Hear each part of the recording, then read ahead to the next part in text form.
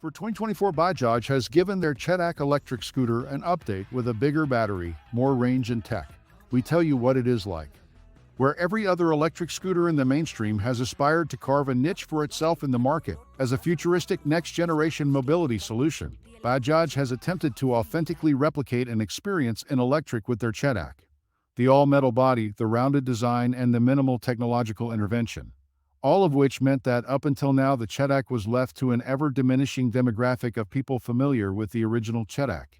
For 2024, without really making too many big changes, Bajaj has upped their ante and expanded the reach of the updated bike to new demographics with a slight rejig of the equipment list.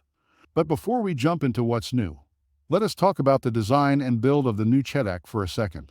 The design hasn't changed from the first generation of the Chetak. The rounded fascia with the round headlamp and the svelte body section set in an all-metal body make for a very premium-feeling scooter. It also gets all LED lighting as standard. However, while the build on the paint and the bodywork do feel premium, the plastics and the body moldings do seem a little off-brand for the premium electric scooter. Switchgear, though, is a premium touch and feels solid, although we did notice a few times when buttons on the instruments would not respond momentarily. For 2024, Bajaj has divided the Chetak range into two scooters with two battery pack options, the Urbane and the Range Topping Premium. Both scooters get the new TFT color instrument display as an option through the tech pack, and the premium version gets the addition of IoT features.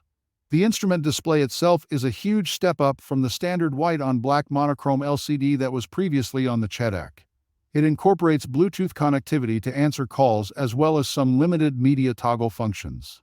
While it is a full step forward for Bajaj in light of the competition, the brand still has some ways to go before being on par with mainstream electrics like the Ather and the Ola. As for storage, there is an electronically operated glove box up front, which also now houses the 800W portable charger that is good for 15 km in 30 minutes of charge. There's also a sizable boot, although it's not enough for a full-size helmet. Now, when it comes to riding, I feel the scooter does have a lot of potential, but there is still a lot lacking.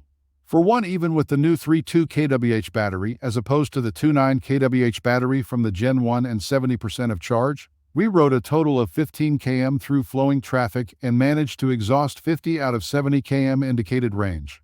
It is fair to say we rode 2 up with no particular attention to economical riding, but it is not like we were pushing the scooter beyond anything that would be expected of it in day-to-day riding. Depletion and range accuracy aside, the scooter is quite peppy to its top speed of 70 kmph, which can be boosted to a lofty 73 kmph in sport mode. Interestingly, I did not notice any particular difference in the riding modes in terms of acceleration. But having said all of this, here are a few things that I feel that Bajaj has nailed on the head with the Chetak. Foremost is the throttle calibration. Despite having a short range to play, it is graded and progressive. For me, an accurate controller, i.e. throttle, is the key to a good interface between rider and machine. Another place Bajaj has nailed it is the ride. I think the Chetak has the plushest ride of all the electric scooters in the market, including the TVS Equab, which is a close second.